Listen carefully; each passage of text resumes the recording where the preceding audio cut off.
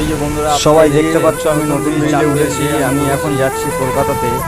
ব্রিজটা খুবই সুন্দর হয়েছে। ব্রিজটাতে গাড়ি চালাতে আমাকে কাপা মোড়ে খুবই ভালো লাগছে।